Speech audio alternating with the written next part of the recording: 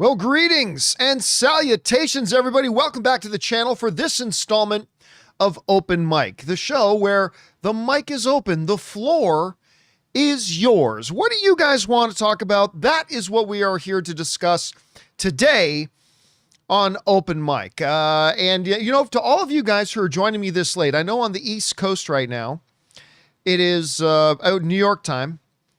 It is 11:30 at night. So here in Los Angeles area, it's 8:30 at night.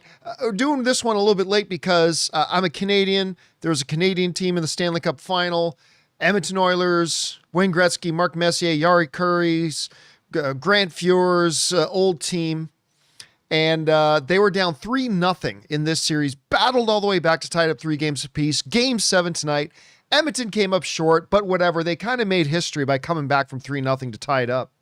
Ended up losing by 1 goal. Whatever. It was a great game. It was a great series. It was a great season. Anyway, good to have you guys here. Now, if you'd like to fire in a question for the show tonight, go ahead and use the super chat feature. The super chats are currently open. I'm going to leave them open for a little while longer. So you have a thought, theory, opinion, question, whatever about last night's episode of House of the Dragon or anything else. Go ahead and fire it on in, and I'll let you know just before I turn off the super chats. So, with that said, let me start off here by talking a bit about last night's episode of Game of Thrones. Or keep just calling it Game of Thrones. Game of Thrones is House of the Dragon. My God, this show is good. You know, they had 2 showrunners last year, and the one left in the offseason to go work on some other things. And I was a little bit nervous that this season might take a bit of a drop in quality. But they have not lost an ounce of their potency. My goodness, this show is great. And they keep on examining different angles of different characters and different emotions. And I'm just constantly floored by it. And you know, I said after the last episode, when House of the Dragon is truly firing on all cylinders, when it's really just operating at peak efficiency, is not when there's big battles and not when there's dragons blowing crap up, although big battles and dragons blowing crap up are awesome and I love it. But I said last week that when this show is truly firing on all cylinders is when the Game of Thrones is being played, in the quiet conversations, in the subtle strategizing, in the whispers in the dark, in the intimate conversations. That is when House of the Dragon is really just firing on all cylinders. That's when it's at its peak. And last night's episode was a masterclass in that. I'm not saying it's the best episode of the series. I'm not saying that at all. But my goodness, I mean, everything from, I'll tell you what, this kid playing King Aegon, I didn't like him a lot at first last season when he came around. My goodness, this kid is great. This kid playing this little rat Aegon, and he is a little rat, is phenomenal. The combination of the rage and hurt and pain and selfishness and whatever that this guy is able to pull playing this character is like beyond his years, is so good. And of course, you've also got Otto Hightower, Rhys Ifans playing Otto Hightower, who he has been awesome in this entire series, but I don't know if he's ever been better than in last night's episode. Again, he's been great all series. Fabulous the whole series. He got overshadowed a little bit last season by Patty as King Viserys, but my God, I mean, every scene he was in this week's episode, really in the first 2 episodes of the season, have been phenomenal. But can we talk for a minute about that conversation where ultimately Otto is told to give up being Hand of the King with little piss boy, Sir Criston Cole, and King Aegon and Otto. That line, "My father made me king," and Otto looks at him and says, "Is that what you think?" We've always known that I don't think Otto full-fledged believed, like he didn't think his daughter was lying, but I don't know if Otto full-fledged believed that King Viserys at the very last second changed his mind about Rhaenyra being his heir. Because that's what his daughter said. So yeah, let's run with that, right? But clearly in this episode, it showed that deep down, he knew. He knew Viserys better than anybody. And he knew that he didn't think his daughter was lying, but he knew that his daughter misunderstood. He knew Viserys did not want Aegon to be his heir. He knew. And when he looks at Aegon, and Aegon says, "My father made me king," he's like, "Is that what you think? You really think?" Like right there, he put it out in the open. We all know we're doing this, a big facade. We all know we're lying. You are not the real king. But here's what makes Otto a fascinating character. What makes Otto an absolutely amazing character to me is the complexity of him. Otto is not a villain. You know what I mean? He's not a villain. Like, yes, number one, he kind of betrayed Viserys. But make no mistake, he also loved Viserys, right? He loved the king. He just thought the king was wrong, right? I believe 100% that Otto Hightower has a lot of personal ambition and wants to see his family on the throne and all that kind of stuff. Yes, but what I think is also true,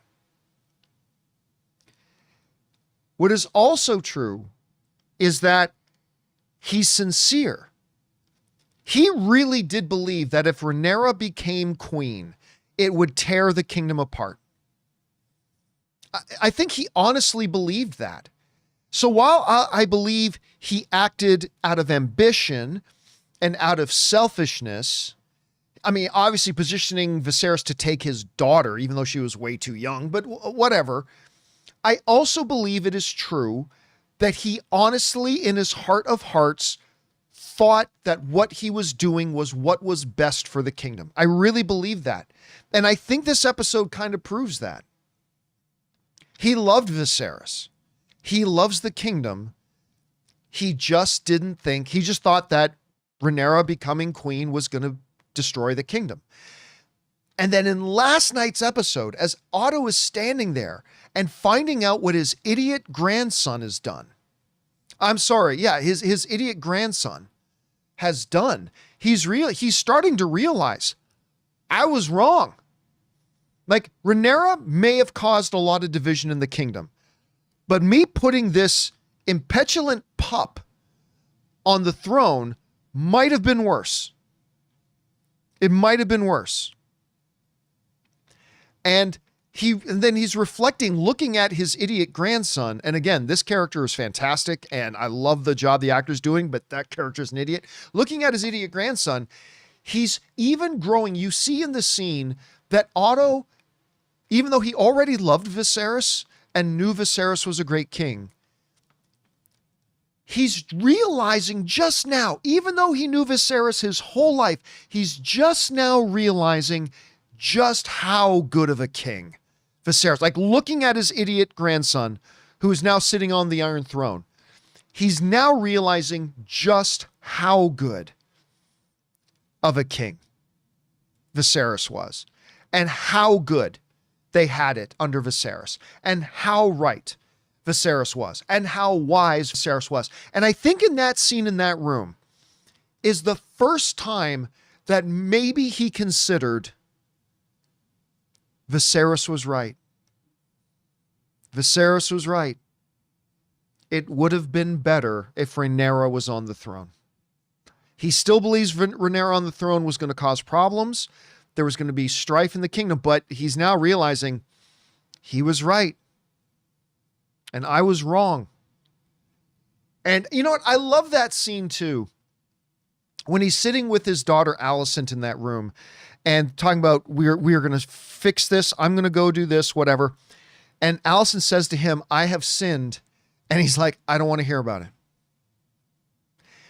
Some people interpreted that as him being dismissive of his daughter. I think that was his own twisted way of maybe being supportive. I honestly think that was almost his way of being supportive. It's like she felt she had to reveal to him that she had done something horrible. And he's like, whatever you've done, I don't need to hear it. Whatever you've done, I don't need to hear it. Because if he had angst of his daughter, it's like, yeah, tell me the dirt. What did you do? How did you screw things up? He's just like, I don't want to hear it. He wasn't trying to be, I don't think he was trying to be dismissive. I think that was honestly his way of trying to be supportive. Anyway, I loved Otto in this. I think I loved Otto in this episode more than, and he's been brilliant this entire series, but I think I loved him more in this than in anything else. Let's take a second now, shall we, and talk about Bitch Boy. Sir Criston Cole. Bitch Boy. Somebody, I'm not on Twitter anymore. I don't use Twitter anymore, but if anybody is, get that hashtag going. Sir Criston Cole, hashtag Bitch Boy. This dude is such a douche, and he's kind of like King Aegon. I love to hate the character. The character is great. The character does amazing things for this show. He's so vile. Now granted, Sir Bitch Boy had been screwed over. He had his heart torn out of his chest by Rhaenyra. I get that, but instead of dealing with it like a man, he became Bitch Boy. And the actor, Fabian something. I can't remember the name of the actor, but the actor, Fabian something. Brilliant job portraying this character. Absolutely fabulous job playing the character. But you could tell the guilt is eating at him. That the prince was murdered. On his watch, the prince was murdered. And it's eating at him. He doesn't know what to do. It's like a lot of us with guilt, right? Like a lot of us don't know what to do with guilt when we feel it. Some of us try to handle it in constructive ways. Some of us handle it in destructive ways, whatever. And Criston is having the guilt of it eating him up, and he just doesn't know what to do with it. So he starts taking it out on, Eric, and comes up with this plan, which in actuality was not a horrible plan. In truth, the plan was not all that horrible. Think about it. You are the twin of a trusted knight in the enemy's castle. If you can slip in and murder the fake queen, even though she's the real queen, if you can sneak in and murder her, you will end this war before it begins. I mean, think about it. High risk, high reward. Like everybody who heard the plan knew it had a very small chance of success, right? Everybody understood that. Very small chance of success. He knew it. His patsy knew it. Otto Hightower knew it. Like everybody knew, the audience knew it, that the plan had a very small chance of success. Probably going to fail. But think about it. If it had worked, and Smokey Vandross is right, he got damn close. If that girl didn't recognize him on the beach, he would have succeeded. It was this close to working. And had it worked, the war would be over before it would even begin. The war would be over. No war. Countless tens or hundreds of thousands of lives saved. Peace comes to the kingdom. All that kind of stuff would have been saved. Again, I'm just saying it was never going to work. Should have consulted with the hand. But on its paper face value, it wasn't that bad of a plan. Because if it had worked, would have been amazing. Let me talk for a second, too, about Rhaenyra and Daemon. That scene was awesome. The performances out of this world. They clearly deeply care for each other. But at the same time, there's a lot of unresolved stuff bubbling under the surface. And that all came out in this scene that was so brilliantly acted, so brilliantly performed. It was a mistake. You know, and as 100%, just like Otto, you know, like, yeah, he kind of was betrayed King Viserys and kind of operated behind his back a little bit, but it is also true that he deeply loved him and deeply respected him. I believe there's a couple of things at play in this scene between Rhaenyra and Daemon that are the same thing. I think Daemon absolutely cares for Rhaenyra. I think he absolutely loves her in his own way. I think he does. But I think the things she was saying were also true. I think he's also carrying around like a deeper resentment that his brother passed him over. He really felt he should have been Viserys' heir and he should have been given the throne. But that's not the way it went. So I think both are true. And what I love about this scene is that all of it kind of comes up in a very messy, convoluted, emotional way. You know, it all comes bubbling out. She loves him, but she doesn't trust him. But she loves him, but she doesn't trust him. He loves her, but he's very self-centered. He loves her, but he also resents her a little. You know, and all of that, it's such next level writing. It's such brilliant writing. That is just powerful and moving. And God, I loved it. And none of that was even the most emotional thing in the episode. The great scene between Aegon and Otto, fabulous, not the best scene. The emotional, heartbreaking funeral procession with the little boy's head sewed back onto his body and people weeping in the streets, not the best scene in the episode. The fabulous confrontation between Daemon and Rhaenyra and really letting it out, still not the best scene in the episode. This was the best scene in the episode. When you go back to the first season and you really truly comprehend how much these two brothers truly love each other, how much they truly love each other, they just found themselves in matters of honor believing opposite things, and both followed their sense of honor. One to the Greens, one to the Blacks. And that supreme sense of duty and honor led both of them to do what must have been the most heartbreaking thing for either of them to do, to actually raise their swords against each other. I didn't know how it was going to end.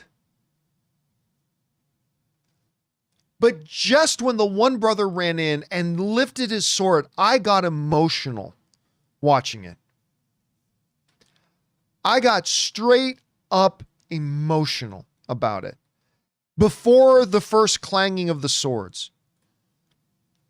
And my heart broke when one brother kills the other and weeps And then that moment, because I'll be honest with you, I can't tell them apart. That moment when, okay, now there's another problem because the winner, we're not sure if the winner was the right guy, is our guy or not. We're not 100% sure. And then we knew for sure. He turns to his queen and apologizes. And it's like, apologize. What did he just apologize for? He apologized that he had to remove his service from her because he simply could not live with the idea that he killed his brother. Now, I see somebody in the live chat is saying the one who stabbed himself could have been either one. No. Because the one who stabbed himself, the first thing, if he was the one that was after the queen, he would have, number one, finished his duty by killing the queen. Then probably he would have killed himself too. Because that's just how honor bound to sense of duty and honor both of these brothers were. So if he had been the one that was after the queen in the first place, after killing his brother, he would have killed the queen and then probably killed himself.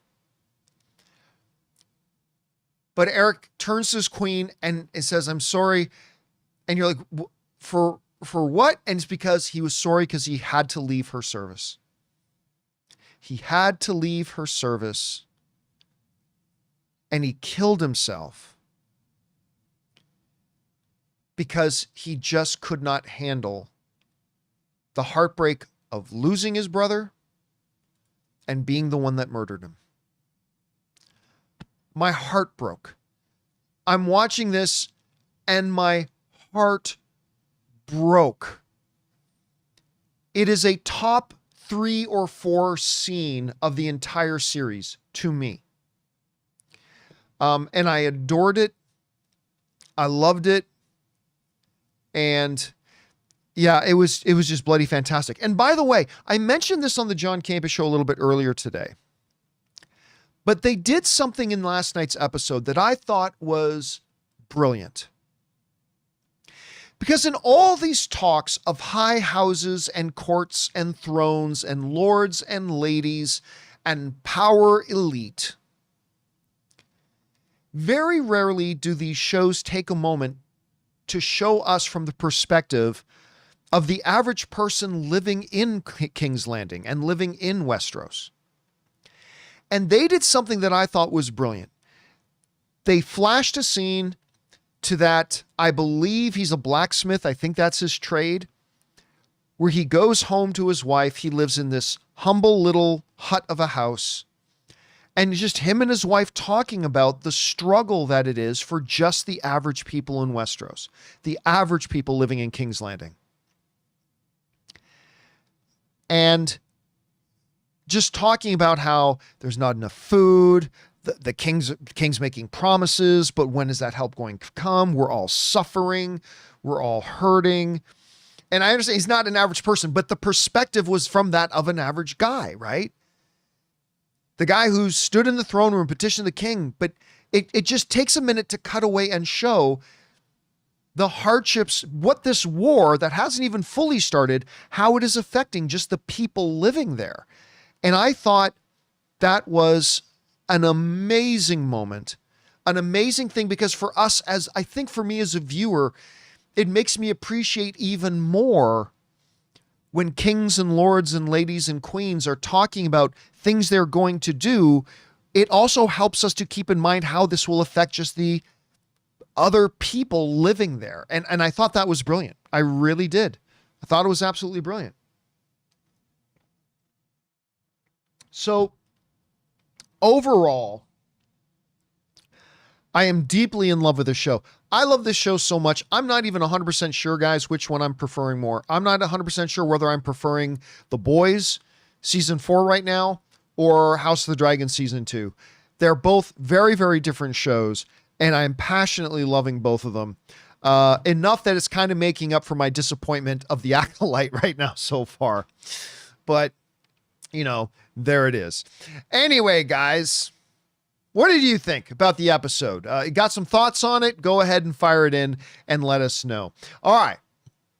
With that all down, guys, let's move over and do what we're here to do, which is to take your comments and questions here on this late Monday evening. We're going to get things started here with HV3. Who writes, when Alamo Drafthouse closed in Woodbury, Minnesota a few weeks ago, my wife and I were devastated. It almost felt like losing a member of the family. But we joined AMC A-List and we are enjoying that. Yeah, I mean, it was kind of, there's a couple of big things that Alamo Drafthouse has been in the news for lately. Number one, they shut down 6 of their locations, which when you're a movie theater chain as small as they are, that's a significant number of that's over 10%. Maybe 12, 13, 14, 15% of their movie theaters they shut down. And then out of nowhere, they got bought. They got bought by Sony. So they were in there for a couple of reasons. And listen, Alamo was a very good, I mean, it is a very good movie theater chain. I can understand why you're missing it. But in all honesty, if you got yourself A-List and you're a regular moviegoer, you go on a semi-regular basis, you are going to love being an A-List member and really enjoy that. It may not make up for losing Alamo, but it's going to certainly help. All right. Next up. We've got Bobby Jackson writes in. He says, hey, John, so I was all set on Shogun winning any categories it's nominated in, but then comes along House of the Dragon Season 2, and now I'm not so sure. Do you think Shogun is still sitting pretty? I do. I really do. Now, that doesn't mean I think Shogun is going to win every single category or anything like that. There's going to be some strong arguments for House of the Dragon, The Boys, several other shows as well. I still think Shogun is the class of the year. I still think that's the show to beat. Now, listen, if House of the Dragon, how many episodes are this year? 10, I think. I think there's 10. If there are 10, if this season of House of the Dragon just keeps getting better and better and better and better and better every episode right up and then sticks the landing with the season finale, woo! Oh, 8 episodes, everybody's saying. Thank you. Crystal was the first one to write in and say it's actually 8 episodes. But if they spend the next 6 episodes literally just getting better and better and better and better with every episode,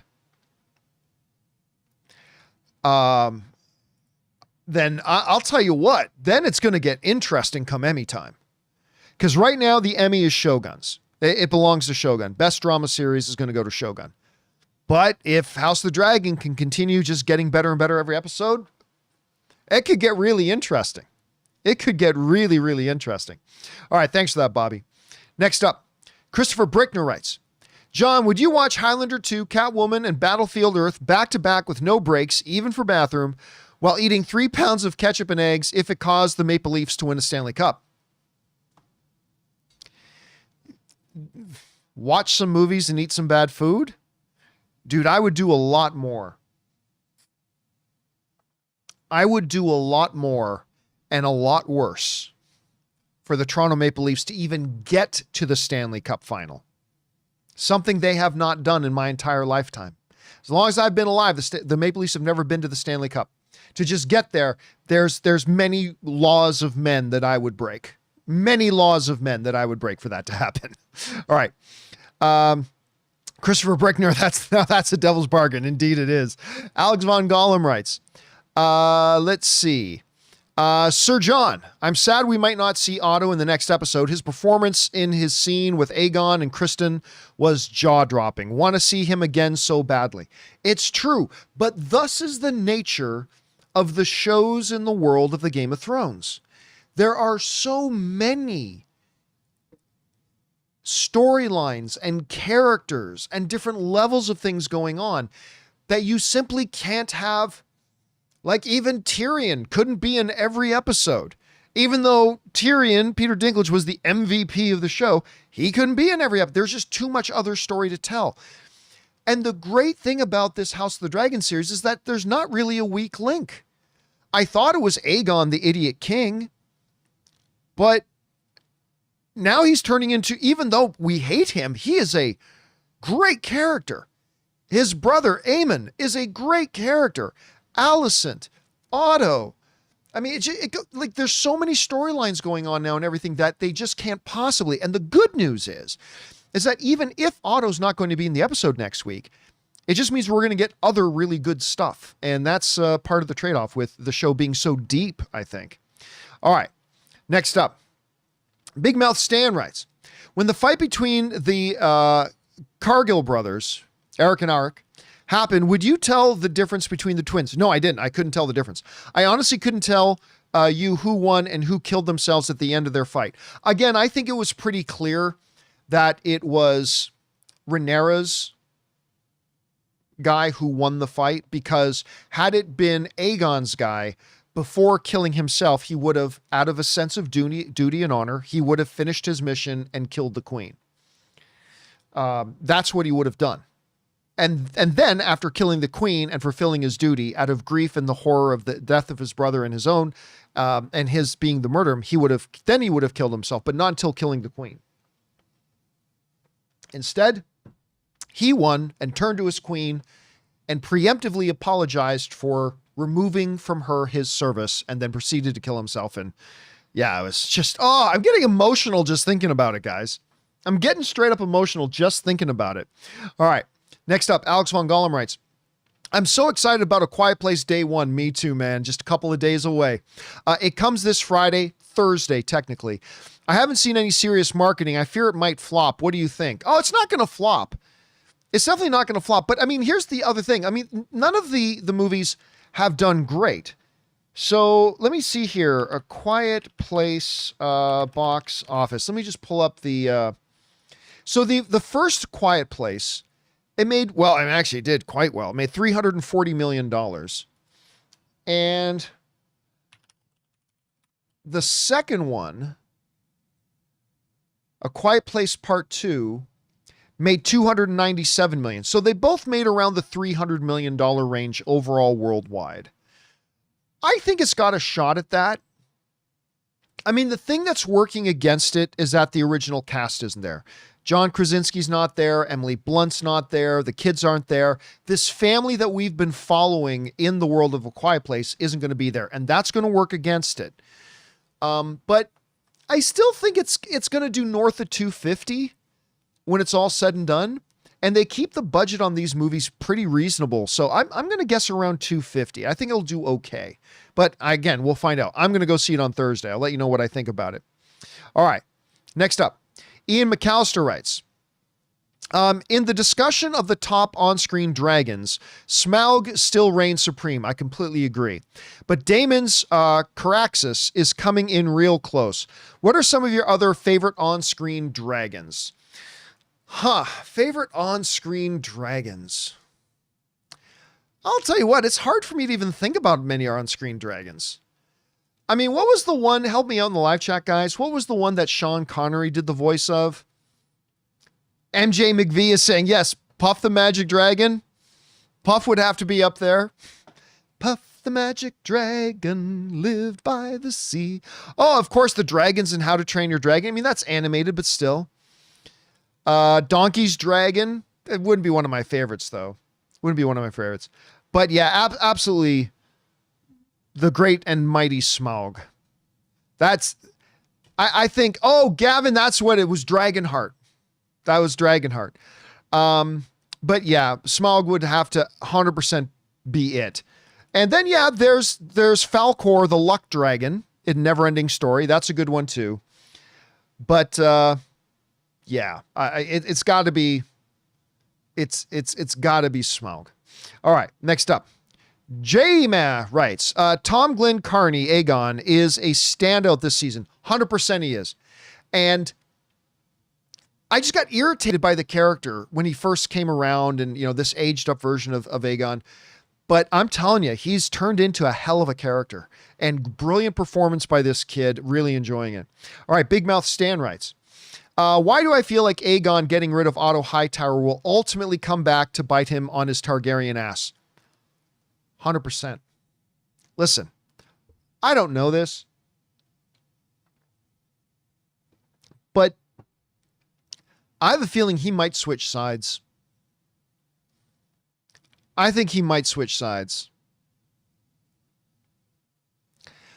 And I think he may go out, maybe even confess that King Viserys never did change his mind and say that Aegon should be his heir. I mean, I don't know that. He might be so entrenched now in his own position. And after all, Aegon is his grandson. So, I mean, I don't know, but I got a feeling he might switch sides. Cordcutters is saying, I think Daemon will switch sides. No chance in hell. No chance.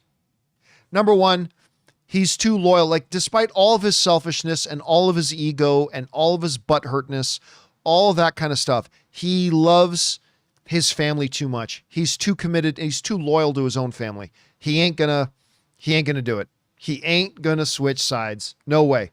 No way. Otto might.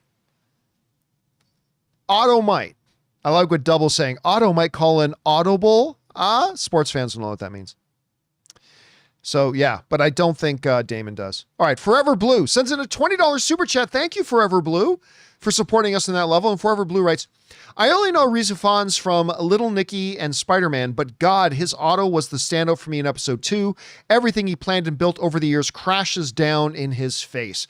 Well, not everything, right? His grandson is still on the throne. His daughter is still the king mother. I mean, so it's not all come crashing down, but he's seeing it start to come crashing down, right? And that's the key. By the way, Reza Fons starred in this movie, I'm going to say about 10 years ago.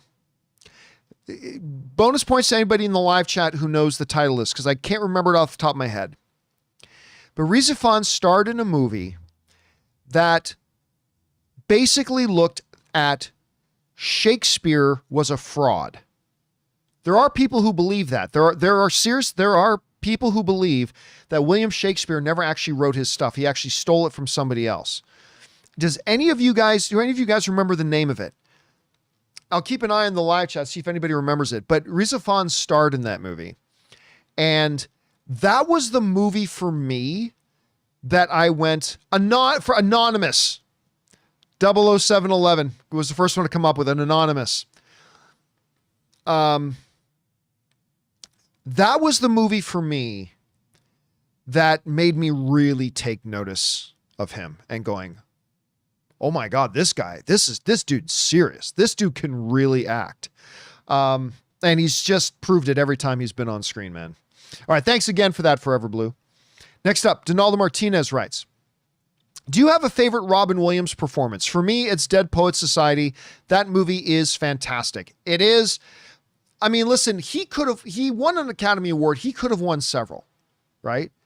He won one for Good Will Hunting, and he's brilliant in that. Dead Poets Society, Oh, Captain, My Captain, brilliant in that. Good Morning Vietnam, World According to Garp. I mean, he was phenomenal.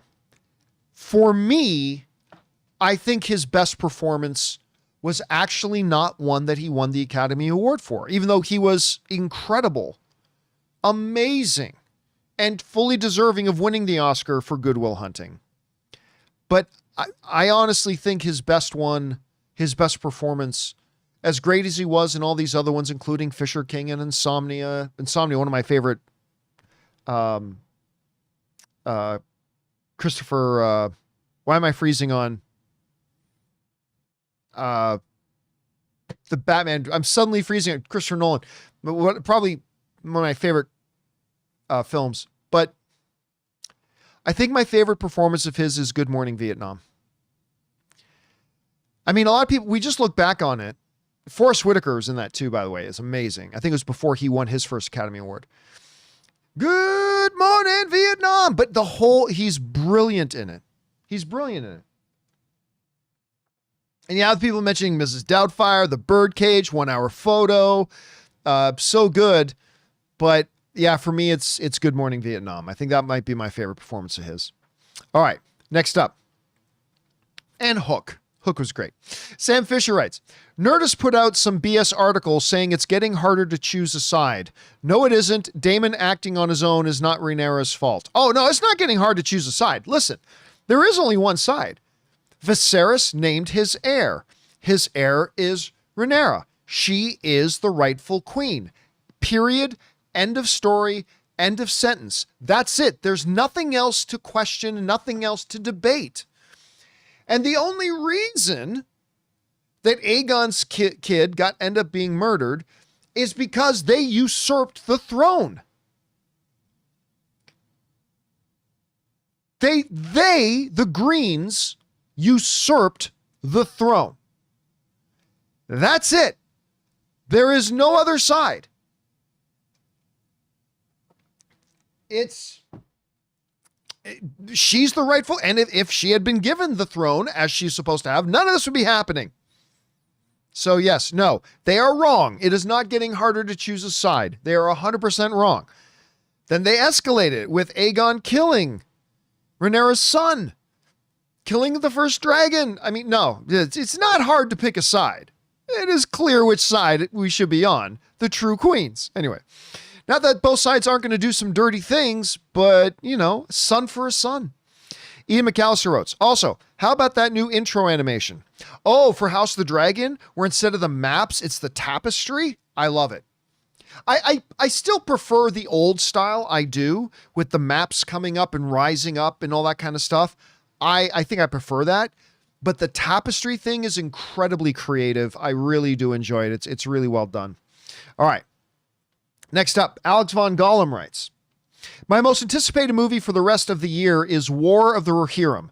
They released images. They looks great. Miranda Otto's the narrator. Can't wait for the first trailer. Man, to be brought back to Rohan. For those of you who don't know, War of the Rohirrim is the upcoming animated Lord of the Rings film.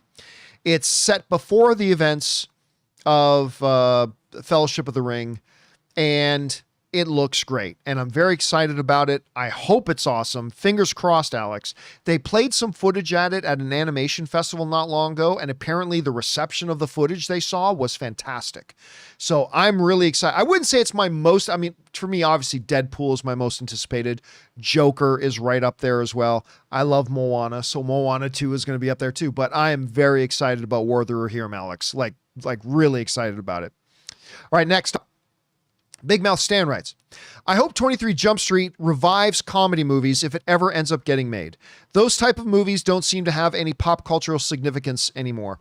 It's true. Like we talked about a little bit on the John Campea Show earlier today, that comedies, that whole era of Dodgeball, I Love You Man, Anchorman, 40-Year-Old Virgin, Wedding Crashers, like that era of where comedy was king.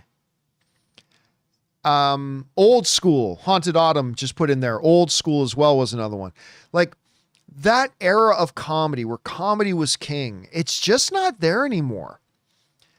They're starting to show some flashes of brilliance again, right? Like, again, I know a lot of you guys still haven't seen it. Oh yeah, Step Brothers.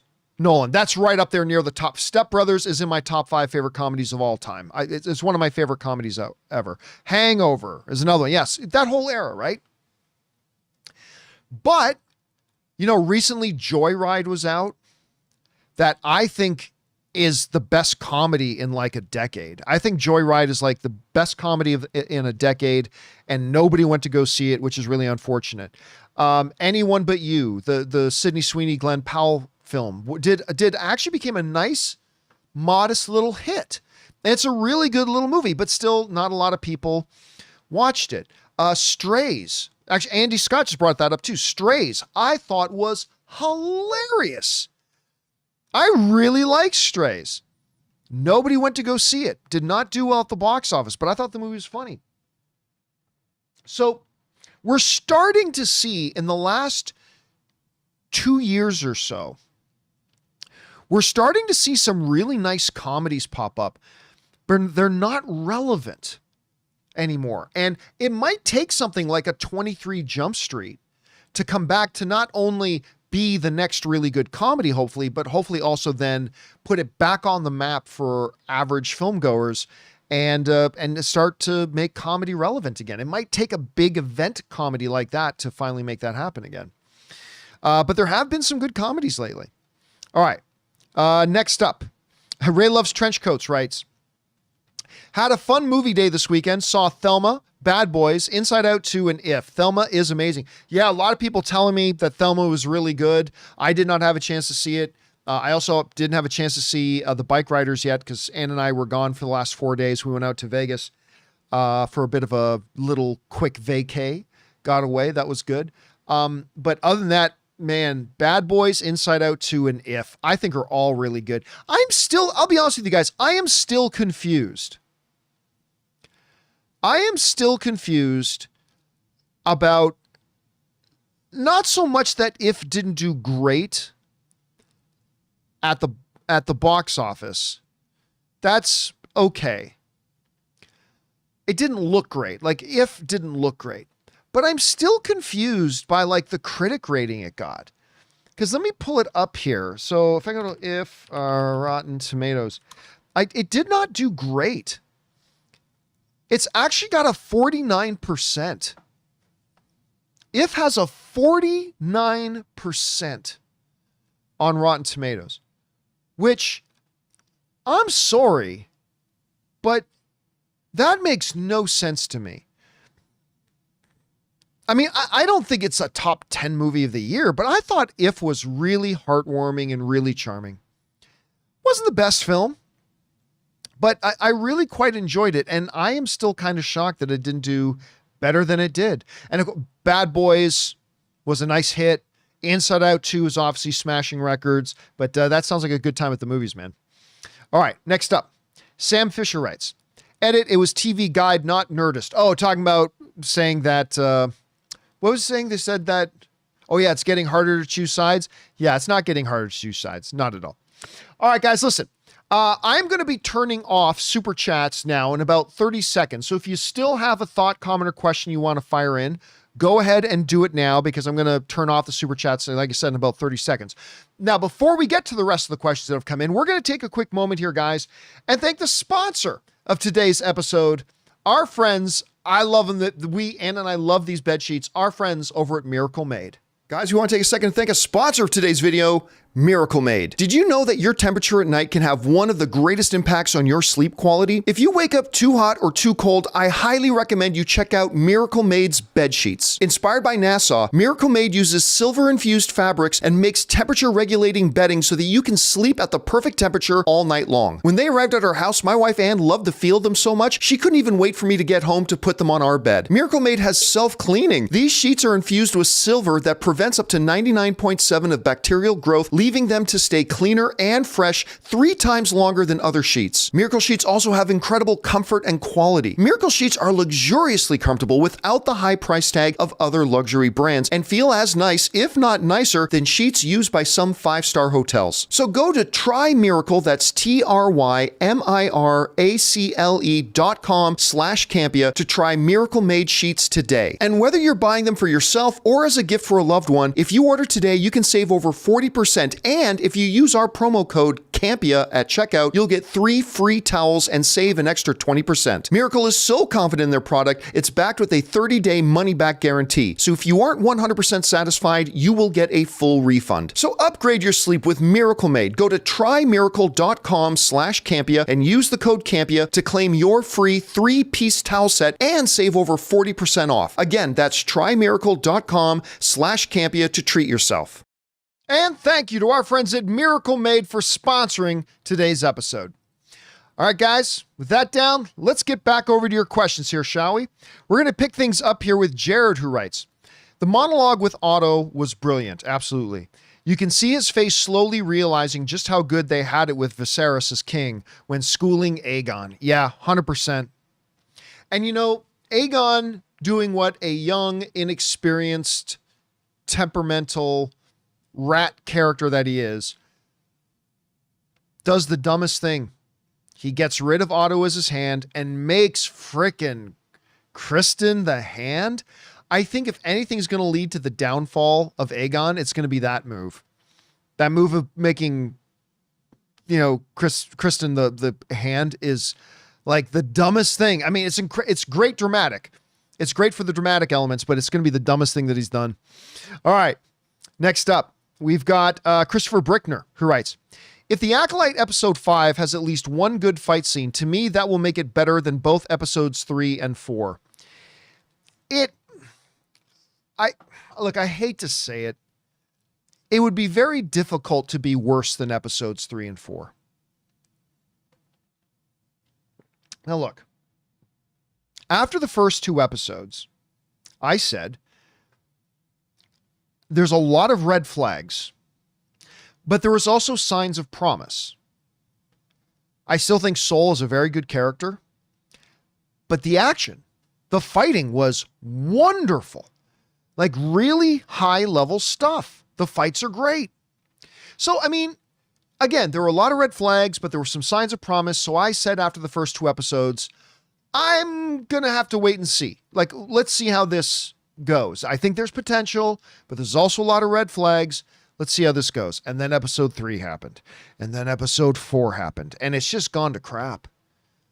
Really, again, I know there are people who are enjoying the show, and I'm not trying to rain on your parade at all. Like, if you're enjoying it, I love that you're enjoying it. And I'm not going to bad talk you or say anything if you're enjoying it. That's great. If you like it, you like it. I wish I liked it. But from my own personal point of view, it seems very difficult to me that it can get any worse. I mean, you don't have to do much in episode 5 for it to be better than episodes 3 and 4. But yes, get back to some action and it would be a good start. It would be a good start. Not that action fixes your problems, but at least gives us something to look at. I don't know. That's just me, Christopher. All right. Next one up. We've got Matthew Welchel, who sends in a $20 super chat. Thank you, Matthew, for supporting us on that level, man. And Matthew writes, I don't hate or love the Acolyte. My major issue is I don't feel any dread from the villains. That's a great point. Vader, Sidious, Maul, and Anakin, when turned evil, all gave the audience a sense of dread. But I don't feel that at all with the Acolyte. Dude, you are 100% right. 100% right. May could be an interesting character, but I certainly don't feel the slightest sense of fear. The show starts with her having a fight with Trinity, Carrie-Anne Moss, and she gets her ass handed to her.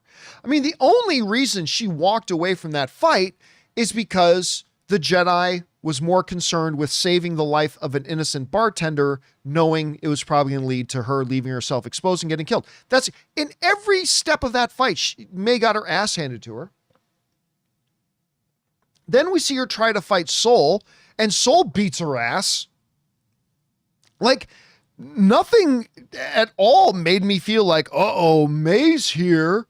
Like, not in the slightest do I feel the smallest sense of dread with May, because whatever. And as far as, this mysterious maybe Sith Lord, what has the guy done?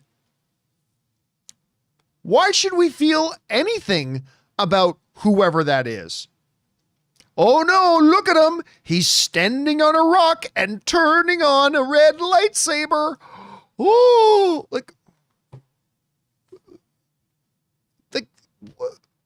I'm not saying you have to reveal all the mystery, but you got to do something. This is, again, basic fundamental storytelling principles. You got to give us a reason to feel a little bit of a sense of dread, because so far, the only one that knows about him, May, is somebody who just gets her ass handed to her every time she gets into a fight, and all we've seen this guy do is stand ominously on a rock and go, ha-ha, and turn on his lightsaber. What the hell? What do we... The moment Darth Maul, as garbage as the prequels were, and they are insufferable piles of dog shit, but as bad as those are, they have certain brilliant things about them. And one of the things is the moment that Darth Maul enters a scene, you feel the dread. Right? And the first time we see Maul in action, Qui-Gon, and maybe Qui-Gon would have won the fight if he stayed in the fight. Who knows? But on Tatooine, Qui-Gon's got to do a strategic withdrawal. And Maul is just sitting there. All right, I'll get you next time, right? Like Maul, immediately you feel that dread. You feel that dread. There's nothing to be scared about with this one guy who we're 4 episodes in, halfway through the series, and all we've seen him do is force push somebody once. Big deal. And May, every time she gets into a fight, she gets totally obliterated whenever she gets into a fight. Big deal. How much, what dread? Anyway, that's yet another thing to add to the list about the fundamental mistakes and storytelling errors that they have done with this. Like, they failed screenwriting 101. Like, they're truly doing a terrible job. So anyway, that's just me. All right, next up. Kevin Cow writes, the twins' youth got me holding my breath. The twins' youth? Did you just mean the twins' youth? Anyway, the twins got me holding my breath the entire time, and the fact that he killed himself after defeating, I'm wondering if you're typing this on your phone, killed himself after defeating his brother, her got yelling no. You were probably yelling no as well. Oh, listen. I am right there with you. I just the moment the other brother came into the room and they had to raise their swords to each other, when you remember season 1 and you remember how much these brothers love each other, and that they're so honor bound and so bound to a sense of duty that they had literally took up swords, and when one killed the other and then couldn't live with it, like killed his brother to fulfill his duty, and then after fulfilling his duty and protecting his queen, kills himself. I mean, it was so amazing. I absolutely loved it, Kevin. Absolutely loved it. All right, next up. Dwayne writes, hey, John, loved Otto's speech. Me too. But maybe he could have been more tactful with his approach. I think he would have still been the hand if he was a bit nicer, but you can totally see why he lost it. Listen, this is his grandson. This is his grandson. And he probably felt in that moment he needed to be more forceful with him. Because listen, what Aegon did, like all the brilliant political maneuvering of, okay, my great-grandson just got murdered. Okay, I'll cry later. I'll feel the pain of this later. For right now, it has presented us with an opportunity. Let's take this tragedy and really turn it against Rhaenyra. Let's have a funeral procession, a parade. We'll proclaim Rhaenyra the Cruel and show just what a monster she is. And we will curry the favor not only of all of our own people who currently right now think their king is a coward and is weak. So we'll curry all the favor of the people and some of the houses that are kind of on the fence about black or green. Who do we support? It will get more people to us. All of that brilliant political maneuvering, right? In a second is undone by Aegon going around and hanging every rat catcher. Practically all of them were just loyal to the throne, just loyal servants in the kingdom, trying to keep infestation out of the thing, just doing their jobs. And because they did a job, because they had that job title, he went out and not only murdered all of them, but strung them up. And as Otto pointed out, now their wives and children are crying in the town square, cursing your name, by the way. You could, and this is his own grandson. I can totally see why he snapped. If it had been Grandsire Lannister, he wouldn't have just yelled at his grandson. He would have smacked him up. Now, it would have been tough to do that with Kristen there, but still, he would have straight up smacked him up. But yeah, I totally get why he lost his cool. Totally get why he lost his cool. 100%. All right. Next up, Chubbs GPT writes, favorite part was when the dog got justice. R.I.P. Cheese.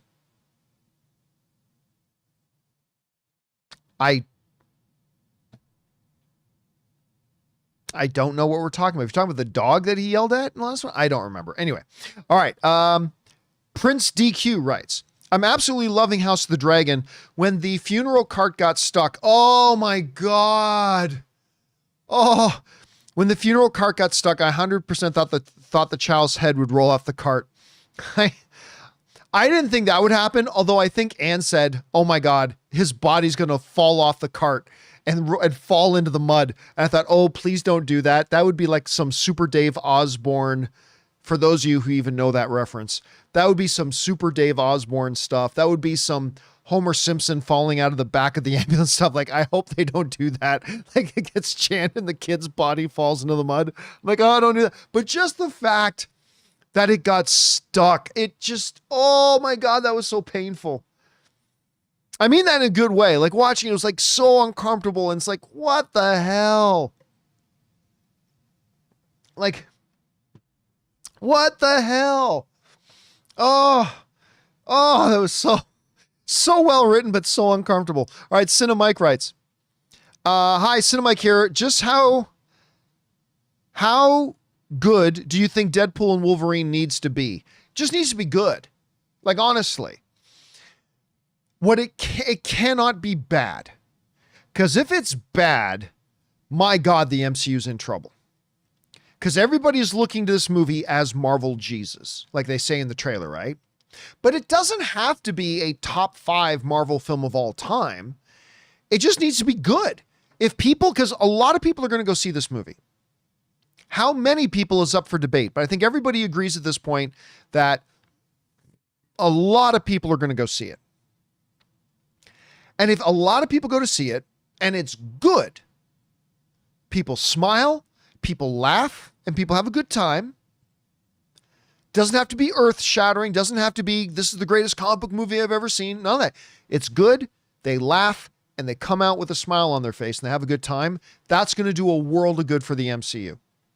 That will do, I'm not going to say that single-handedly will save the MCU, but it will do a world of good for the MCU. Now, if it's amazing, it'll do even more. It'll be even better for them. But I don't think it has to be amazing. I think there's a good chance it'll be amazing, but it doesn't have to be amazing. It's got to be good. Has to be good. If it's not at least good, it can do a lot of damage to the MCU. So as long as it's good, I think it'll do a lot of good for them. I really do. All right, next up. Casinema writes, you know what makes the Rings of Power automatically better than House of the Dragon? No incest. Listen, you just got to understand that in the world of Westeros, particularly coming out of Valyria, that's just something that happens in that world. It's just something that happens in that world. The fact that it's not a part of the culture in Lord of the Rings does not make it better. And I'm sorry, but no. As excited as I was for Rings of Power, by the way, I don't think Rings of Power was as bad as some people make it out to be. But as somebody who was really looking forward to that show, it did leave me disappointed. And in no reality is Rings of Power better than House of the Dragon. It's all art. It's all subjective, of course. But I'm saying from my perspective, in no way, in any form, is Rings of Power better than House of the Dragon. Anyway. All right. Dylan sends in a $20 super chat. Thank you, Dylan, for supporting us on that level. Extremely generous of you, man. And Dylan writes, one of two. Hey, John, I just want to submit my grievance with Star Wars fandom. Being a Star Wars fan is no longer fun. It's just another platform people use to inject their toxic thoughts. I'm not saying I love all the new Star Wars, but whitewashing their prequel takes just to make new Star Wars sound worse really annoys me. Oh, I agree. I love you, Jeremy Johns, but I'm looking at you. Jeremy's great. I just don't feel like I'm getting honest opinions anymore. I'm getting preconceived takes. Yeah, no, it's true. It's true. Here's the funny thing, too. Like,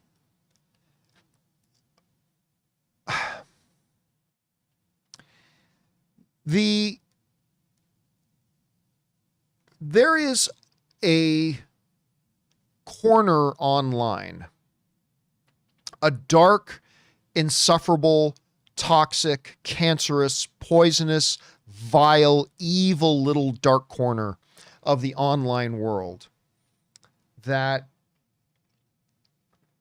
I mean, are incredibly toxic, destructive, that feed on hate, that literally shill themselves out and whore themselves out for hate clicks and just perpetuate hate as much as they can because they know hate gets clicks and all that kind of, and they're whores. They, these blogs, YouTube channels, whatever, there's a whole trend of just whoring yourself out. Become a whore to get the hate clicks because it gets clicks, because nothing else, they don't know how to get clicks any other way. It's the only way they can get attention is by being hate mongers. And so they make themselves, they whore themselves, become hate mongers so they can get clicks because nothing else they do gets them any traction. By becoming the loudest complainer, by becoming the loudest hate monger, you get attention, you get clicks. I get it, but you kind of sell a part of your soul to do it, and you become a bit of a whore to do it.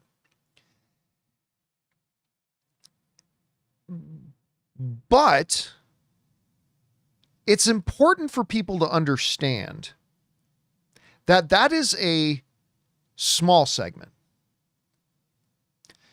There's a lot of people out there who are unhappy. I'm one of them with a lot of the new Star Wars that do so because of basic fundamental, like just good movie making and good storytelling things. But there is also people out there who do it for their own political reasons, right? They predetermine something is going to be bad. They complain about it in advance. And they do it to perpetuate their own kind of political agenda. They've brought their politics into storytelling, into movies and all that kind of stuff. And it really does suck.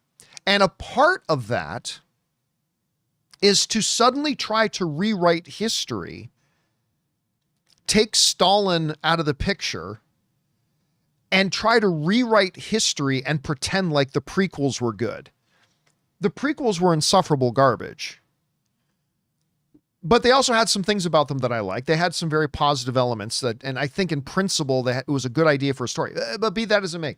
So they try to whitewash history, right? There'll be people saying, keep, political messaging in movies. Well, George Lucas did nothing but make, his movies were political allegories. George Lucas has talked about this himself explicitly, that his Star Wars movies were political allegories. That being as it may. But yes, there is a large number, there are people out there and a movement out there that have made being a Star Wars fan simply not a fun thing to be anymore. They ruin Star Wars. You know, Star Wars can make a bad Obi-Wan show, and I'll go, okay, that was disappointing. I'll just look forward to the next thing. I said a bit of this on the John Campea Show earlier today. Then they make Ahsoka, which isn't very good. And I go, okay, I'll point out what I didn't like about it. I'll complain about the things I didn't like about it. And then I move on and go, okay, I'll just look forward to the next thing. And then if the next thing is Andor, then awesome. That was great. Fantastic. And then if the next thing is The Acolyte, I go, okay, I think they made a ton of mistakes. I think they've really botched this show. I think the show's a bad show. All right. And when it's done, I'll just go, okay, we'll look forward to the next one, right? Some bad Star Wars stuff doesn't ruin Star Wars. I want you to hear this, all right? Star Wars making some bad stuff does not ruin Star Wars, all right? Godfather 3 not being as good as the first two Godfather movies did not in any way damage or hurt Godfather 1 or Godfather 2 in any way. The divided feelings over people of Matrix 3 has not in any way upset the love people have for the original Matrix. Star Wars can proceed to put out 5 more Acolyte level shows, which would be horrible, but that does not ruin Star Wars. If you love Star Wars, then your love for Star Wars is just always there. I love the Toronto Maple Leafs, right? And they often suck. And they'll have some terrible games and some terrible seasons, but those terrible games and terrible seasons don't ruin the Toronto Maple Leafs. I'm using a sports analogy here. Try to follow me. That does not ruin the Toronto Maple Leafs. For me, they're still the Toronto Maple Leafs. They're still the object of my passion and my love in the world of sports. I love them. I'll always love them. I may hate certain things they do. I may hate certain games they play. I may hate certain seasons. I may hate certain eras of the way they play. But that does not ruin the Toronto Maple Leafs. Star Wars putting out some really bad movies and some really bad shows. Guess what? That doesn't ruin Star Wars. You know what does ruin Star Wars? You do. A bad Star Wars movie never affected my love of Star Wars. The prequels did not affect my love of Star Wars. The Star Wars community, the Star Wars fandom, the idea of the world and the universe of Star Wars, none of it ever hurt my love of Star Wars. It never diminished Star Wars to me, no matter how good or how bad some of it was. But you fucktards did. You guys, this dark cancerous corner, you fucking ruined Star Wars. You are the fucktards that ruined Star Wars. You made being a Star Wars fan not a fun thing anymore. You fucking ruined it. The Acolyte sucks, but it doesn't take away any it didn't take away any of the passion that I have for it. Guess what? Again, sports analogy, bad game. Obi-Wan, bad game. Book of Boba Fett, bad game. Rise of Skywalker, bad game. Guess what? They've had bad games and bad seasons and whatever, and that's fine. You go, oh, well, next time. Okay, still no? Next time. Then once in a while, you get some really good games. You get a Rogue One. You get a fucking, you get Andor. You get Mandalorian Season 1 and 2. You get a few of the animated things that people really like. You'll get some wins, you get some losses. But none of the losses have ever impacted how I feel as a passionate fan of Star Wars and how much fun I have being a fan of Star Wars. You did. You made being a Star Wars fan an unpleasant experience. You made being a Star Wars fan an unenjoyable thing to be. You made being a Star Wars fan a laughable thing in the eyes of outsiders. Because now there are people who outside of the Star Wars fandom goes, Star Wars fans are fucking creepy and toxic as shit. I don't want, even filmmakers, great filmmakers being interviewed over the last couple of years are being like Christopher McQuarrie and stuff like that. They're like, oh no, fuck no, I'll never do a Star Wars film. Are you kidding? Look at that fan base. Look at that fucking fan base. I will never do a Star Wars movie. A bad movie, no matter how bad, a bad TV show, no matter how bad, and The Acolyte is terrible, but no matter how bad, does not hurt Star Wars. You fucking hurt Star Wars. You have driven fans out of the fandom. You prevent people from wanting to become fans because of your fucking toxic behavior. And you just make being a Star Wars fan no longer a fun thing to be. You fucking ruined Star Wars. Not a bad show, not a movie. You did. You ruined it. And that's not to say that I don't agree with you that a lot of the stuff that has come out has been crap. Absolutely it has. It's not that I don't agree that I wish we didn't get more things to the level of quality of an Andor or of a Rogue One or stuff like that. Absolutely I do.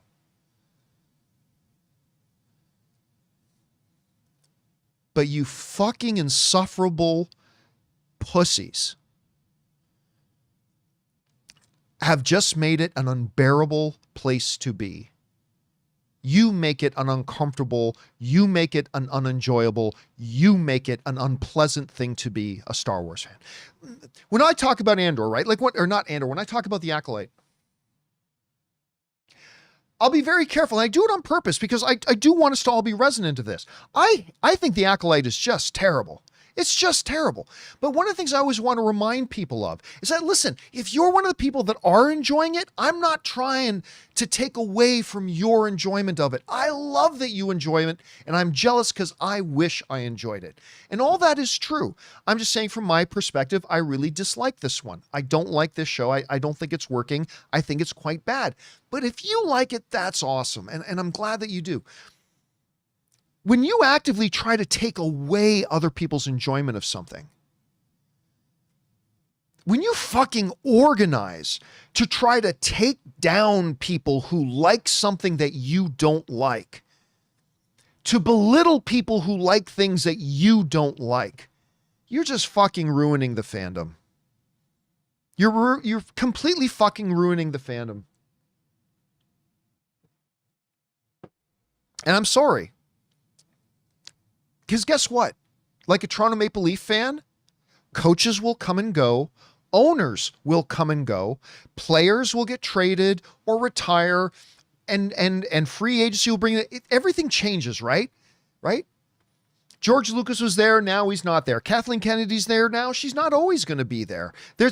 So that'll all come and go, right? Who's making the movies? Who's making the shows? Who's running the opera? That will change. That will come and that will go. That's something that sports fans are way more advanced than movie fans are. That's something sports fans realize and understand. It's like, hey, if we don't like what's happening right now, that's okay. Things change. That doesn't change our love of being a New York Giant fan or being a Chicago Cubs fan or being a Toronto Maple Leaf fan or whatever. But when you act like these insufferable little man babies act, and you actively make being a Star Wars fan an unfun thing to be, again, this terrible Acolyte show, it doesn't hurt Star Wars because it's a bad show. It comes and goes. It's a bad game, a bad season, a bad era, whatever. Okay, whatever. You ruined Star Wars. You've ruined it for millions of people. And yeah, I mean, it's unfortunate, but that's part of the way it is. And it's a reality that's not going to change, by the way. I've given up on the idea that it'll ever change. I have given up. It's never going to change. It just is what it is. There are too many people who get too much attention for being like this and whatever. And so it's never going to change. And so for that reason, I know Star Wars will never be the same again. It never will be. Not because of the movies or the TV shows. They can get worse and they can get better, and it'll ebb and flow and it'll come and go just like a sports team again. We'll have good seasons and bad seasons, but true fans are there with it through thick and thin, acknowledging the bad, but always hanging in there and loving their team and hoping for the best and cheering together as a fan base and all that kind of stuff. But you ruined Star Wars. I'll never have the same love for it as a fandom ever again because you ruined it. And there are going to be some people that hear me say that and cheer. They're glad they ruined it for me. Yay! We ruined Star Wars for this guy who likes some of the things that we don't like. Yay! And that is a perfect example of it, of just how bad they are and how bad they've ruined Star Wars for people. Again, when you act in such a way that you make other people not even want to become a part of that fandom anymore, that's the problem. Anyway, let's move on here, shall we? Next up, we got Gold Kinder, who writes, Otto becoming more interesting. I'll be honest with you, man. I think Otto's been interesting the whole time. Like, seriously, just in season 1, that whole dichotomy of the fact that he's kind of manipulating the king and trying to get his own way, but at the same time, he truly, really does love Viserys and love his king. So for me, he's always been a really interesting character, but I think you're right. It's getting even more interesting. All right. Johnny Weiner writes, I just noticed two Targaryens are the most powerful superheroes. Emilia Clarke / Gia, and soon Millie Alcock / Supergirl. Oh, that's her, Gaia and Supergirl. By the way, Reese is the best. Team Green. No, fuck Team Green, but Reese is great. Reese is great. And yeah, a couple of our Game of Thrones Targaryens entering the world. One in Marvel, one in DC. That Gaia character is terrible. That Gaia character, oh my God, that kind of, that's a bad character, what they've done with her. Hopefully Supergirl will be a totally different thing, but hopefully that one will be good. We'll see. All right. Next up, D's Nuts writes, Sir Cole's actor disabled his Insta comments today. You know what? It's both funny, but also unfortunate. I remember the guy, what is the name of the character in Furiosa? He was also in Mad Max Fury Road. The big son. Immortan Joe's like the huge guy. What's that character's name? The bald guy, huge, muscular. Help me out in the live chat.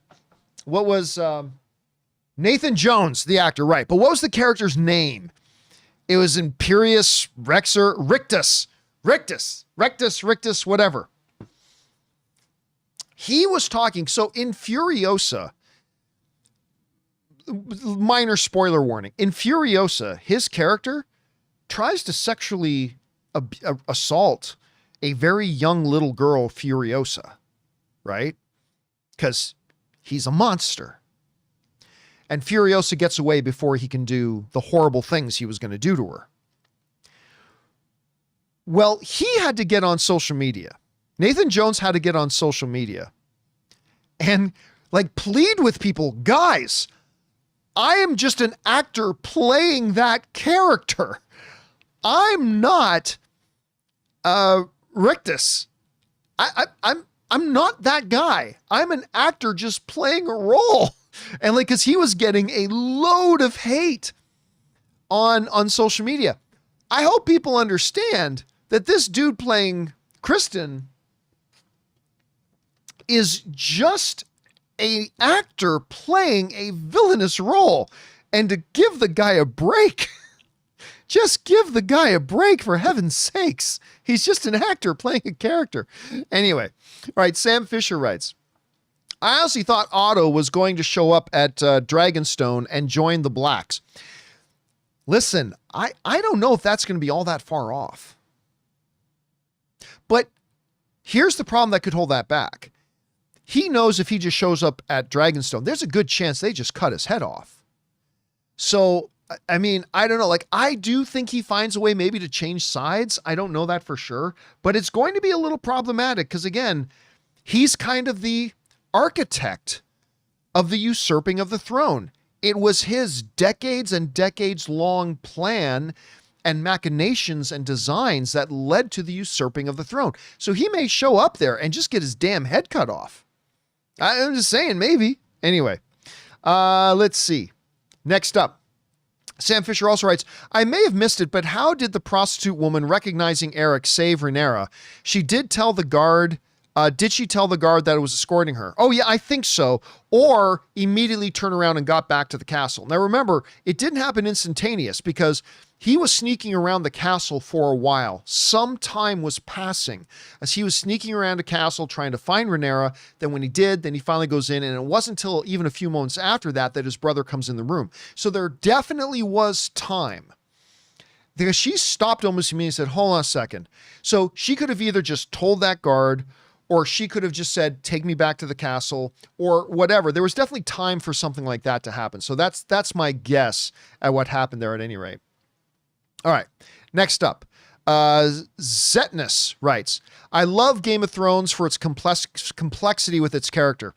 Dude, this is something, again, when you're looking at a show that I wish I enjoyed and that I wish I loved, like Acolyte, it really, having this show out at the same time really makes the Acolyte look poorly. Because whereas the Acolyte can't even get, from my perspective at any rate, even the most basic fundamentals of writing right, House of the Dragon is writing these deep, complex, rich narratives and like hitting all the right notes. And it doing it so well makes other things being out that aren't so good look even worse by comparison. It's like, this one time I'm standing beside Ryan Gosling and it's like, normally I don't think I'm a bad looking guy, but holy shit, I look like a chud right now because I'm standing next to Ryan Gosling. And and that's kind of what's happening right now. Like it really sucks for The Acolyte that at the same time, a brilliantly written show like House of the Dragon is out there, and it unfortunately is going to, and it may not be fair, but create some comparisons. All right. Our final question today comes to us from Preston Walden, who writes, as I can't wait all week for House of the Dragons, I think I'll just wait to see the pitch meeting for Acolyte. As sad as it makes me to say that. Listen, here's what I would say. If you're not watching The Acolyte right now, I do want to remind people that as much as you hear me complaining about it and others complaining about it, the reality is there are also people, I've had people write into me and say, you know what? I'm actually kind of liking it. And that's great. So what I would suggest is, if you really don't feel like hopping on it right now, I would say give it a shot at some point. Give it a shot. Don't commit to watching the whole season or anything, but because who knows? It might hit you in the way that it's hitting some of those other people who are actually enjoying the show. And maybe you'll get some enjoyment out of it. I mean, hey, listen, maybe a lot of the people complaining about the show, me included, might actually be doing you a good thing and lowering your expectations. And then maybe if you give it a shot at some point, you might go, you know what? Wasn't as bad as I thought it would be. Again, and if it's not for you, after 1 or 2 or 3 episodes, tap out and just move on to something else. So I would say if Star Wars is something you like watching, at some point, give it a shot. Doesn't have to be right now, can be later. Give it a shot. Maybe you'll get lucky and you'll be one of the people that it hits you in the right way. Maybe you won't be lucky and you'll be somebody like me that it's completely hitting me in the wrong way. But at least you'll find out. At least then you'll know. But yes, I am also looking forward to the pitch meeting for The Acolyte. I think that'll be a lot of fun. All right. With that down, guys, I still got a little bit of time here. I know we're getting pretty late, but I'm going to take a few questions from you guys just in the live chat. If you have a question for me, do me a favor, look in the live chat right now. Format your question like this. See where I just typed in capital letters, question, colon, then your question. That way I know you're asking me a question. You're not just talking amongst yourselves. All right. MJV writes, did you see the Superman set pics from filming in Cleveland? I did. It's weird. A lot of people ask me, why are you talking about the set pictures? I'm like, what's there to talk about? It's David Cornsweet in a costume that we've already seen him wearing the costume. I just didn't like, so some people were really surprised we didn't make it a topic on the John Campea Show today, but like my whole thing was, what is there to talk about? Okay. There are some behind the scene set pictures, but it's not really showing anything we didn't see. I mean, we got a little bit of a glimpse of Mr. Terrific, but I just didn't see much thing. So yeah, it was there. It was whatever. Unfortunately, the red underwear is back, but whatever. We'll see. Let's see here. Flashpoint writes, when do you think the earliest tease of Superman will be seen in a trailer? Honestly, and it's not just you, I always say this. Believe me, Flashpoint, I always say this. When somebody asks me, when do you think we're going to see whatever in whatever trailer for a movie that's still like a year or more away? My answer is usually always, I don't care. I mean, this is a movie that's still a year away. We're literally talking about commercials. Like, when's a commercial going to come out for it?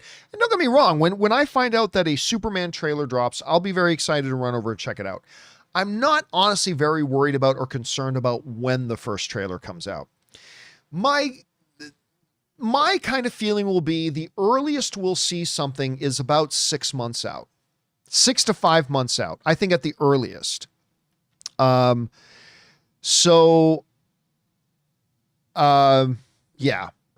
So sometime probably not till the new year. That's just a guess. But again, at the bottom line is I really kind of don't care. Let's see. Where are we at here? Mayor Fan 777 writes, will Deadpool and Wolverine make more money than Inside Out 2? I don't know. I really don't know. It's Inside Out 2. Look, I knew Inside Out 2 would be a big hit. I didn't think it would make this much money. If you guys saw the John Campea Show earlier today, we did a full breakdown with all the stats about just how many records it's setting and the way it's outpacing so much stuff. Like, it's become the #1 movie of the year in its first 9 days. It became the #1 movie of the year.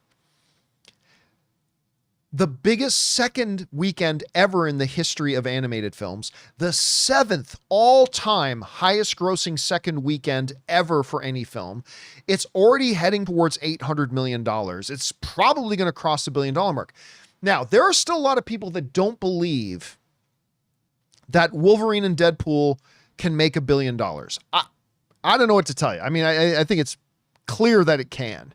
But there's a lot of people still don't believe it can make $1 billion. And so with Inside Out 2 making all this money and becoming such a huge, massive hit, I don't know where it ends. I mean, maybe it makes 1.1, maybe it makes $1.3 billion. And I've been on record that I said, I believe Deadpool and Wolverine will make $1 billion, but I don't think it'll make 1.5. I mean, hopefully I'm wrong about that, but I see it making $1 billion. I don't see it making 1.5. So I honestly don't know. We'll have to see just how high. Because 2 weeks ago, I would have said, yes, easily Deadpool and Wolverine will make more money than Inside Out 2. But I now do not know if that's true. I don't know if that's true. I really don't. Okay.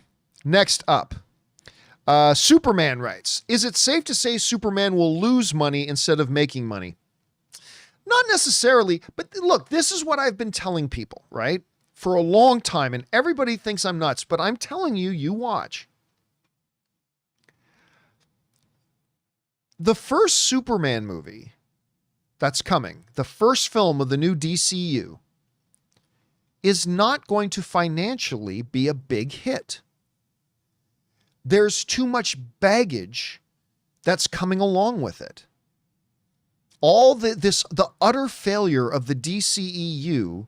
And remember, I say that as somebody who liked or loved every movie in the DCEU except for Wonder Woman 84 and Birds of Prey and the Fabulous Emancipation of One Harley Quinn. Those are the only 2 DCEU movies I didn't like. I liked all the rest of them. But it was such an utter failure that by the end, nobody was going to see DC movies anymore. Shazam 2, like one of the worst performing DC movies ever. Blue Beetle completely tanked. Flash tanked. Despite that, I still stand by Flash. I still think Flash is a really good movie. Not one of the greatest comic book movies of all time, as some people said, but I still think Flash was a very good movie. I don't care what anybody else says. I thought it was really good, but it tanked. Even a Dwayne "The Rock" Johnson starring Black Adam film couldn't break $400 million. Are you kidding me? This has so much baggage. This Superman movie has so much baggage.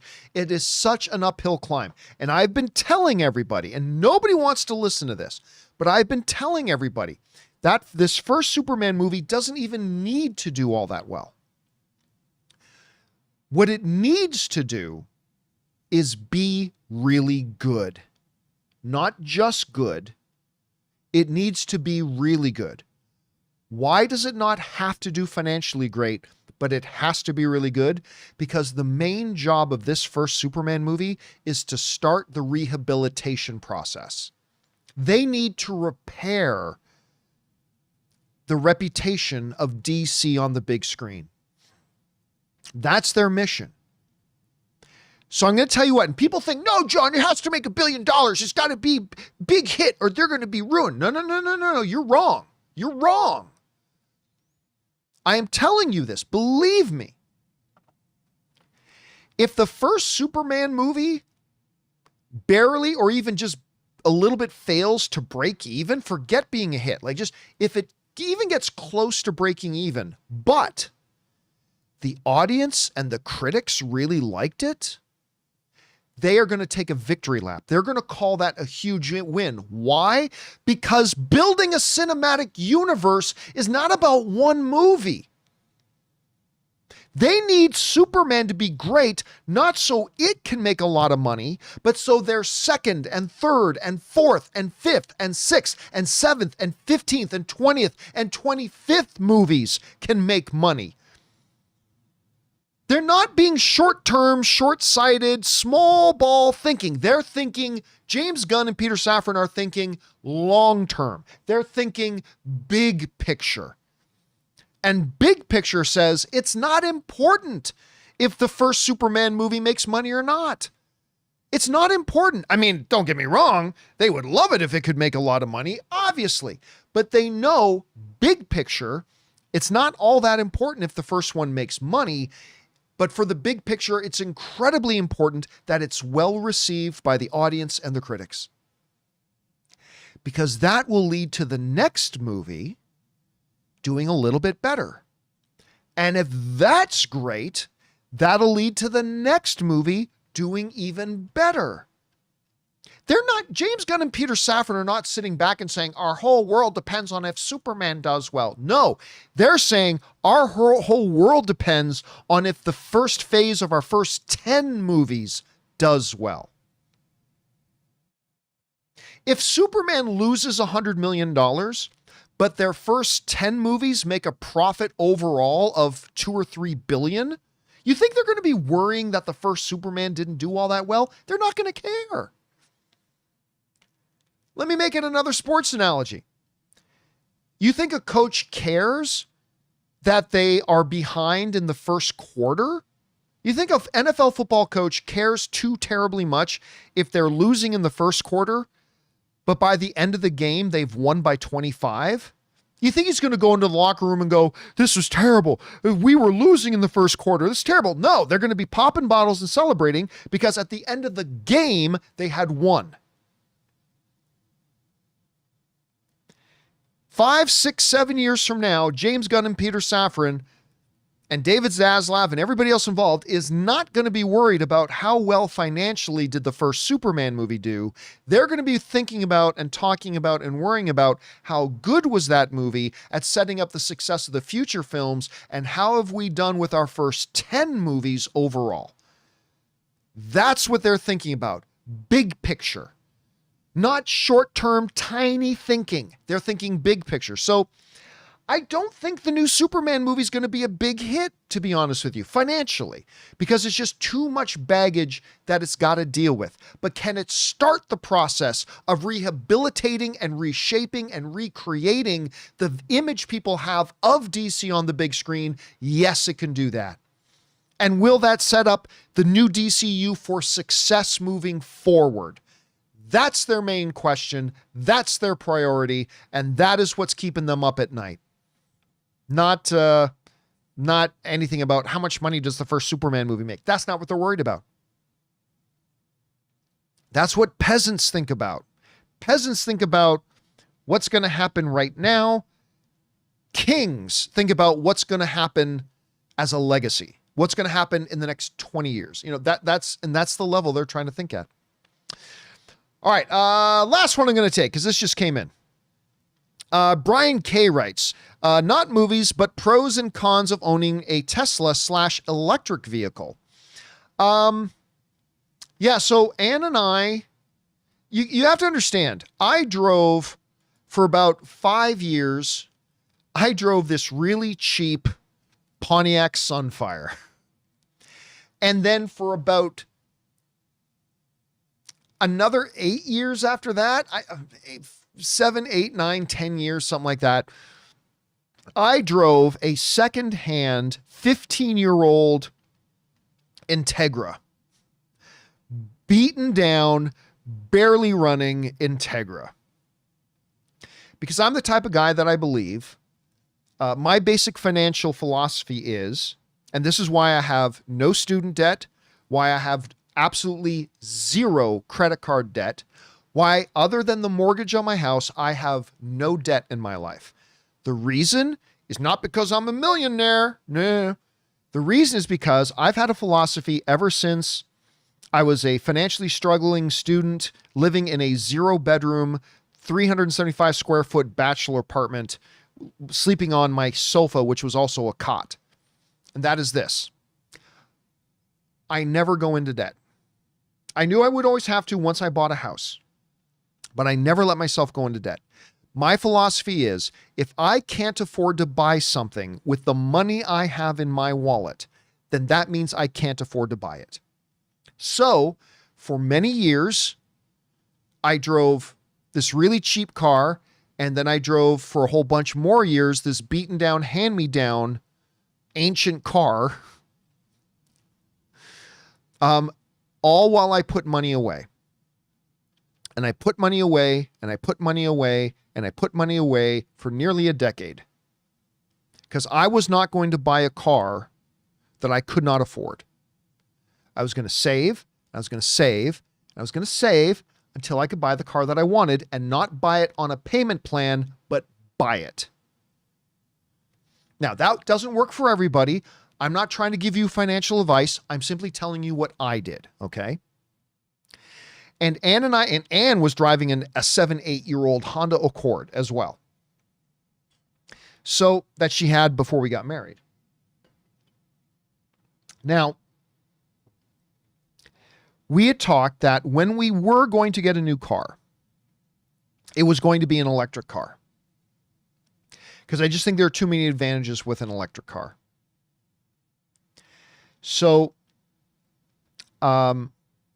when it came time for me to get my car, because my car was just done. My car was done. It could barely function anymore. I ended up buying a Toyota CR-V. I bought it used at CarMax. This is a true story. Not that any of you care, but I'm going to tell you the story anyway. So I bought this. I really liked the car a lot. It was a Toyota CR-V. I really liked it. And I was able to afford it because I bought it for like $20,000, right? From CarMax. Maybe even a little bit less than that. Anyway. So now I had my car because one I was driving, which just wasn't going to drive anymore. Then it came time for us to get Ann her car, and we were going to get her an electric car. And we went around and we looked at the Chevy electric cars. We looked at the Mach-E, the Mustang Mach-E, which we really quite liked, the Mach-E, but it was too expensive.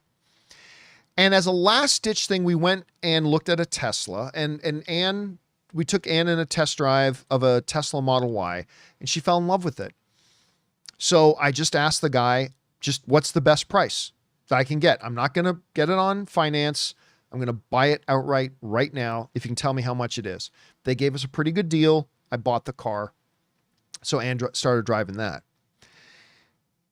Within a few weeks, I got insanely jealous of her car. And I started thinking, I want a Tesla too. Now, this is all around the pandemic, right? And if you guys remember, some of you may not know this, but during that time, there was a massive shortage of cars. So all the dealerships were raising their prices. There was like no inventory. So I went back to CarMax. I had my Toyota CHR for about 2 years, just a couple of years ago. And I went back to CarMax to see how much I could get if I sold my car back to them. For the first time ever in history, I'm sure it was not the first time in history, I sold my car back to them for thousands of dollars more than what I bought it from them because of the shortage. So I bought it for like 19 or 20,000. I think I ended up getting like, I might be misremembering this right this minute, but I think I sold it back to them for like 25,000. I actually made money on a now even older used car than when I bought it from them in the first place. But that was the nature. Like they were so desperate for inventory because they knew that even though they paid me like $23,000, $24,000, $25,000, $26,000, however much it was for it, they knew they could turn around and sell it the next day for 31 or 32 because of the shortage, right? So, I got all that money, made a profit on it, then scraped together some more money, sold off one or two things, got together some more money, and I went and bought my own Tesla too. Straight up, no financing, nothing. I just went and I just took the money from selling the Toyota, sold one or two other things, gathered what money I could, went and bought myself. The advantages of the electric car, though, are insane. Number one, the power of these cars is insane. You touch the gas pedal. I love that feeling of like putting my foot down on the grass and you're like it's nothing. Nothing can beat it. It's amazing. The other thing I really love, never having to go to a gas station. I love it.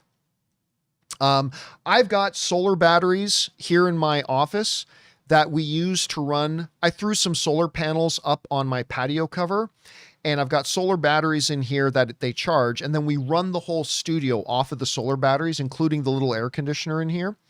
But it always leaves us with a big excess amount of power every day too. So then I plug my car into it at night and charge my car with it. And when I'm not charging with that, I just plug it into the wall. We have a charger and it's just great. I literally wake up every morning with a quote unquote full tank of gas. It's great. It is just awesome. I love it.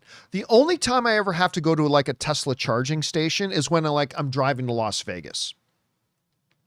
So whenever we're driving to Las Vegas, I will stop in Baker. There's a town called Baker that's a little more than halfway there. I'll stop there, charge up the car, run into the store, grab a sub or something to snack on, sit down in my car for 15 or 20 minutes and play some YouTube videos in the car and then head out. But that's it. That's the only time I ever have to stop anywhere. So I just love coming home, being able to plug it in, no stopping at gas stations. I love the climate control in them. I love that I can charge other things with my car. I can literally charge other things with my car. That's amazing. Because it's all electric, and I've taken the car out camping before and sleeping in the car because it's really big. So you lay it out. There's mattresses made for the back of these cars, and you can just turn on climate control. And you don't have to have your car running for it because it all runs on electric power. So you can have the heat, the air conditioning, whatever on. It's great. They're comfortable. They ride smooth. And being able to control everything in my car from my app. I gotta tell you guys, I absolutely love everything. Like I can set my temperature control. I can set it to camping mode. I can set it to pet mode. That's the other thing. Ann and I have dogs. We can leave our dogs in the car. That's something you're never supposed to do. But in a Tesla, you can leave your dogs in the car and turn on pet mode. And what the car will do is no matter how long you're gone, it'll keep the temperature controlled to a proper temperature in your car. It'll also turn off the automatic windows. So because our dog knows how to press on the button and lower the windows. So it'll automatically lock those. And we can take our dogs out with us to dinner or something like that and leave them in the backseat of the car with their blanket and their toy. And the car is perfectly climate controlled and they're perfectly happy. It's got 8 cameras on it. The self-driving. Oh my God. The thing I love about it most is autopilot. I love the autopilot. It's insane. I love getting on the highway and just turning on autopilot and just relax. I love that.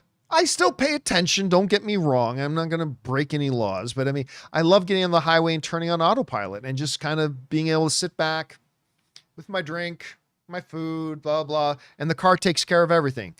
You know, it controls my speed, keeps me in my lane, you know, I love it. So I see some people ask me what kind of range I get. I get about, on a full charge on my Model 3, which is the one I drive, I get about 320 miles.